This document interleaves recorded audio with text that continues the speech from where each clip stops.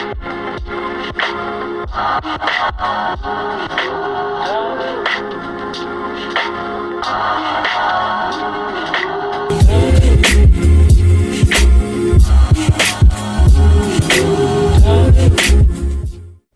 what's up everyone? Welcome back to Luke on TV.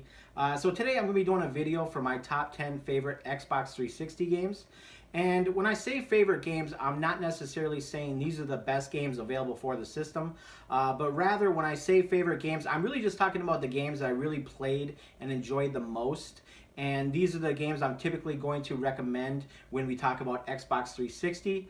And also, you know, when I do my top 10 lists, I typically don't like to count down from number 10 to number 1. I just don't like to do that.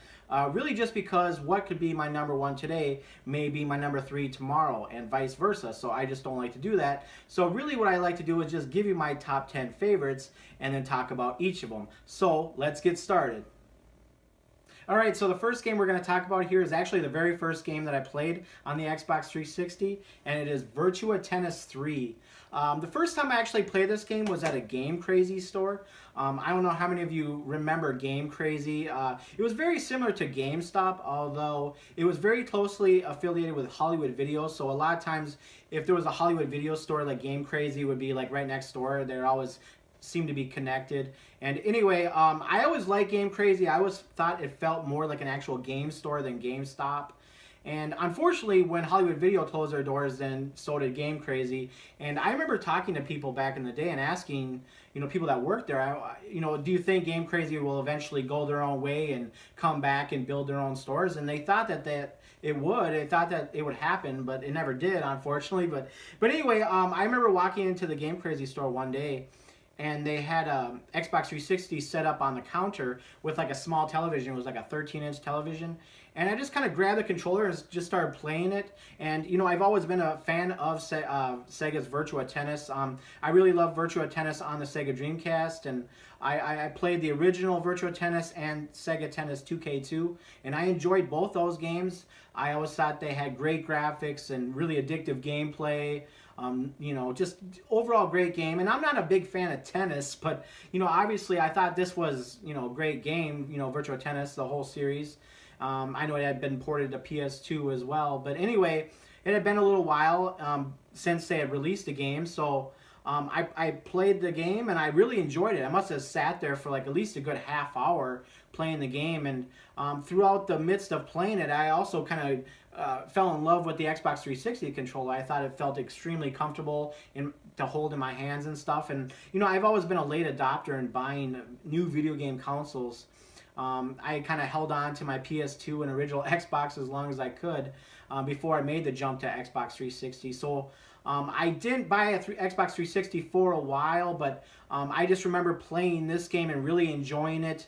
And eventually when I bought my Xbox 360, of course I bought this game and I played the crap out of it. And I really love it. I think it was a great sequel to the series, very faithful to the series.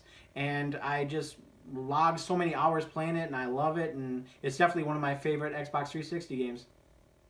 Alright, the next game we're going to talk about is actually the game that actually sold me on the system. The game that eventually got me to buy an Xbox 360, and it is Street Fighter IV.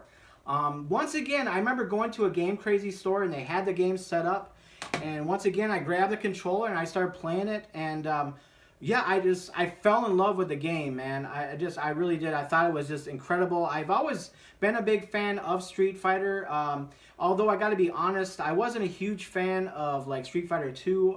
I played it quite a bit, but it always felt just kind of slow and kind of sluggish to me personally. I've always kind of preferred Mortal Kombat, honestly, but I gotta say that I always loved the Alpha series. I always felt that they did a really great job with those games. They always just where it seemed, you know, faster and more fluid animation and stuff. And I don't know, I always liked the Alpha series. But anyway, I thought when I finally played this game, I thought it was amazing. It has beautiful graphics, silky smooth animation, controls are really tight. The new characters were actually pretty interesting. I liked it.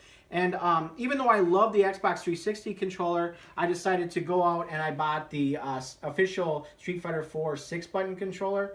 And I really liked it, although I gotta be honest, I didn't think it was extremely comfortable. It wasn't quite as comfortable as these 15th anniversary controllers that they came out with for the PS2 and Xbox. These just seem to be a little bit smaller, and the Street Fighter 4 ones are a little bit larger, and just didn't feel as comfortable in my hands personally, and just, I don't know, it just didn't seem as well made. So I didn't use it a whole lot. I actually sometimes just use the standard Xbox 360 controller, although sometimes I would just break it out just because it has a standard 6-button scheme as opposed to the 4 buttons with the shoulder on the sides and stuff. So anyway, I played the hell out of Street Fighter 4, and then eventually I went on to buy Super Street Fighter 4, the arcade version. I played that one too, and yeah, I really love Street Fighter 4. I think they did a great job. I never did pick up the Ultra version. I didn't see a reason to. I just kind of felt like they had kind of beaten the dead horse at that point. Like I kind of felt like they just kind of got it right with this game, and they didn't really need to do all these upgrades, although the super upgrade was pretty nice, though, especially with the addition of the characters and the slightly upgraded visuals, and I think there was some new stages in there too. So anyway, I love Street Fighter 4, and it's definitely one of my favorite games on the Xbox 360. Okay, so the next game we're going to talk about is another fighting game, and sure enough, it's Mortal Kombat. This was a reboot for the series. I remember seeing the first screenshots of the game, and I'm like, are you shitting me? This game looks fucking beautiful, you know what I mean? And thankfully, it kind of brought back that much-needed 2D gameplay, which a lot of fans have been asking for a while. With the PS2, Xbox, and the GameCube, they had gone the 3D... like the 3D style gameplay with like Deadly Alliance and Deception and Armageddon, and I really still enjoy those games. I love those games. I'm a huge Mortal Kombat fan. As I just mentioned, in talking about Street Fighter, I've always kind of preferred the Mortal Kombat series. And this was just a great game. It had beautiful graphics.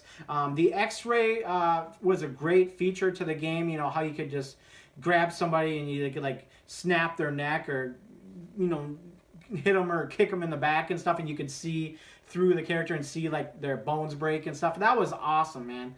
It was really awesome, and it just had beautiful graphics, and it brought back the original fatalities and stuff too. Which they all looked really great. They're all very gruesome, which was great because I know a lot of us that are MK fans, I know we were really all disappointed with MK versus DC Universe. It just, they had tamed the game down just because they kind of had to with the DC characters and stuff. Obviously, nobody really wanted to see, no real DC fan or anybody like that, or anybody who is working with DC or closely affiliated with them wanted to see, Sub-Zero tear Superman's head off or something. We all did, as MK fans, but, anybody that's in that company, they're like, oh, hell no, you're not tearing Superman's head off. You know what I mean? You're not going to kill Batman. You're not going to, cut his balls off or something. You know what I mean? You're not going to do that, So anyway, that was kind of unfortunate, although there were certain aspects of that game that I still enjoy. But this game just brought the series right back to where it needed to be, which is basically right on top. As much as I love Street Fighter 4, I still love Mortal Kombat even more. I just play the shit out of it to this day. Mortal Kombat X was amazing too. It just kind of took everything that was great about this Mortal Kombat game and just pumped it up by like 2 or 3 points, and it was just amazing game. I love this game still though. It's incredible. Alright, so we have one more fighting game on the list, and it's Virtua Fighter 5 Online. Now, once again, I've been a huge fan of Virtua Fighter ever since the first one in the arcades. I absolutely loved it, and then later when it was ported over to the Sega Saturn, I played that and I loved it. Virtua Fighter 2 on the Saturn, I love that as well. I played Virtua Fighter 3 on the Dreamcast, and eventually, of course, I played Virtua Fighter 4 on the PS2, and I loved all those games. I thought they were amazing. And I remember when it was originally announced that Virtua Fighter 5 was going to be exclusive to the PS3, I thought that was amazing. Despite the fact I didn't have a PS3, I still looked at the game shots, and I watched a lot of the gameplay and all that stuff, and I thought it was great. I thought it looked beautiful. I got really good reviews, and it looked amazing, but it did not have online gameplay, and I remember that it got panned pretty hard just for that one single fact. And myself, I'm not an online gamer. I never have been, so typically I just play most arcade modes just against the CPU most of the time. I'm not a competitive gamer. I don't have time to just be sitting around playing games all day. I know that sounds really sad and everything, but yeah, that's what happens when you get older. You just don't have time to be sitting around playing video games all the time. You have work and you have school, or you have a girlfriend, or you have all these things when you get older. You just don't have as much time to play games as when you're younger. So anyway, so I don't get it real into the online gameplay, but I love this game anyway. So when I bought my Xbox 360, which I bought before the PS3, by the way. So I bought my Xbox 360. I was really looking forward to playing this game, and it certainly didn't disappoint. It was a great port. I loved it. Beautiful. I did play a little bit of online with it just to check it out, and of course I got my ass kicked.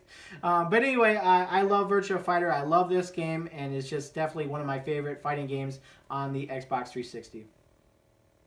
Alright, so the next game we're going to talk about here is a first-person shooter game, and it is Medal of Honor Airborne. Now, personally, I've always been more of a fan of Medal of Honor than Call of Duty. I do know that they're very closely related, that the team that made Medal of Honor would eventually go on to make the original Call of Duty. Call of Duty would eventually be bought out by Activision and stuff like that. But anyway, I've always been more of a fan of Medal of Honor, really just because of like the health packs and stuff. I never got into like the health regeneration and stuff like Call of Duty would eventually get more into and stuff like that. I just was never a fan of that, so I really do prefer the Medal of Honor series. And I played all the Medal of Honor games. I really liked Frontline on PS2 and Xbox, and then also European Assault, which I played on the original Xbox as well. Really loved all those games. I thought they were great, really nice looking, solid gameplay and whatnot. But anyway, so when I saw this game, I decided to take a chance on it, despite the fact that it hadn't got like super great reviews. Not super great reviews like Call of Duty 2 had gotten and stuff like that, or World at War and stuff like that. But anyway, I love this game. I really did. I especially like the fact that like a lot of times you can, when you're parachuting into each level, that you can just kind of parachute wherever you want within the level. And I really like that. And also it had beautiful graphics. I thought the graphics were right up there with Call of Duty 2. Call of Duty 2 had really great graphics, I thought, especially right at launch. It was certainly the most impressive looking game at launch. I remember seeing screenshots of that, and I was really impressed with that. But anyway, this game has just as great a graphics, and it's really silky smooth. It runs really great, solid frame rates, and I just really love everything about the game. It's a solid Medal of Honor game that just really, holds true to the series. Typically, most Medal of Honor games would always have great sound effects, great music, and this game had all that as well. So it was just a great game, and I think it's very underrated too. It's a lot of people, they just kind of pan it just because, oh, it's just Medal of Honor, it's not Call of Duty. Well, again, I just kind of prefer the Medal of Honor series myself, so I always come back to this one, and I loved it. Alright, so here we go with another first-person shooter, but it is the last one on the list, so make note of that. It is Bioshock. Now, this is obviously, I think this is one of the best games on the Xbox 360 period. I mean, I know this has been on other systems and whatnot, but when I played this game, I was completely blown away. I thought the graphics were absolutely beautiful. The gameplay was very solid, had a great storyline, had a lot of really interesting different things going on. I really like how you could go to all the vending machines and stuff, and you go to use it and it says, "Welcome to the Circus of Values." You know what I mean? Very catchy. It just kind of stuck with you. It was a lot of fun. A lot of the plasmids were really cool. There was something different.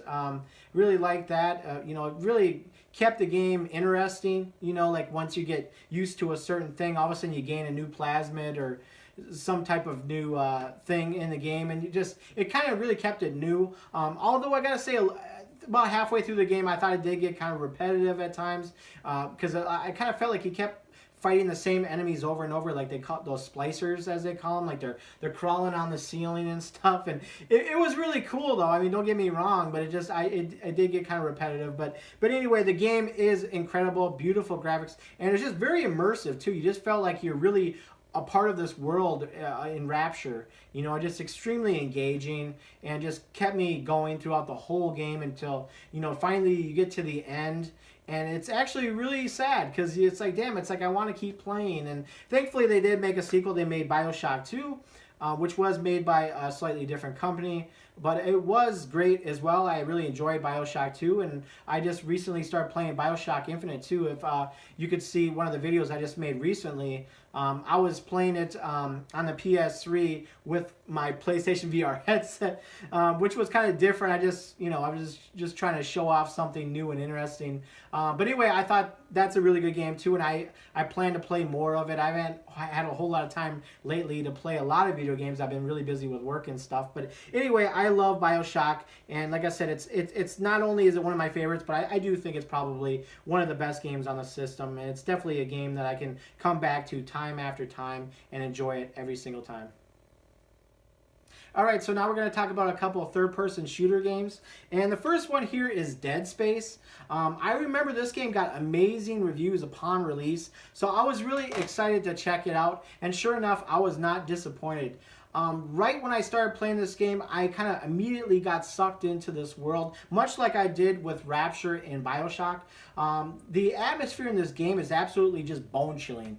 It's just absolutely, it has this really cold feeling to it. You really kind of feel like you're sucked into this game, like if you turn all the lights off in your house or your apartment and you turn up the sound and you really play this game, like it's just crazy. I mean, it's kind of dark and creepy, and it has just a great atmosphere to this game. They did really great job with like the level and sound design. I think it has beautiful graphics.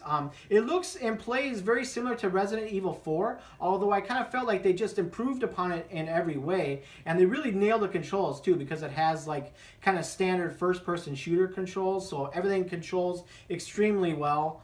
And I like that you can also tap the button and it tells you where to go, and because sometimes if you save the game and then you come back later, you may not remember exactly what you're doing and where you're supposed to go and stuff. So I remember using that a lot because the game, even though I love it, it is kind of slow. It does have some slow pacing to it, especially the upgrading system. It's kind of slow, takes a lot of time to really upgrade to the next level and stuff like that. But it's just a great game, really sucks you in, very immersive. I love it. A beautiful game, great controls, and just definitely one of my favorite games on the Xbox 360. All right, so the next game on the list really should need no real introduction, and it is Gears of War. This is just an amazing third-person shooter, just like Dead Space, but this game was just incredible from start to finish. I mean, the story, the character, the dialogue was great. I mean, it was just really amazing. I really love the duck and cover aspects of the game and the mechanics, the throwing of the grenades, and just everything. Very, very good. The graphics were amazing. I remember, like, soon after this game came out and got really great reviews and everything, that for like a long time, this was like the big Xbox game, and it was the game that Xbox fans would just throw in the faces of PlayStation fans, just saying, hey, well, can you play Gears of War on PlayStation? You know what I mean? And so it led to a lot of trolling, I think, with Xbox fans and stuff like that. And, once again, I was a late adopter in buying an Xbox, or an Xbox 360. So it took a long time before I actually got around to finally playing this game. It had taken like several years after release and stuff. But once I played it, I saw what the hype was really all about, and it lived up to it, but without a doubt. It was just an amazing game. I love it. I also played Gears of War 2. I'm probably only halfway through it. I didn't play as much of it. It didn't quite feel quite as engaging as the first one did. But it is a great game as well. I haven't played Gears of War 3 or 4 yet. I do plan to play those very soon. But the first one is just incredible. I also got the Ultimate Edition for the Xbox One. So eventually I'll probably come back around and play it again, just, in high def. I think they have plans to add it in 4K or something to upgrade the visuals to 4K, I think, for Xbox One X. I think. So eventually I'll probably get around to playing the game again. But anyway, on the Xbox 360, it's still a great game. You know what I mean? And it's definitely one of my favorite games.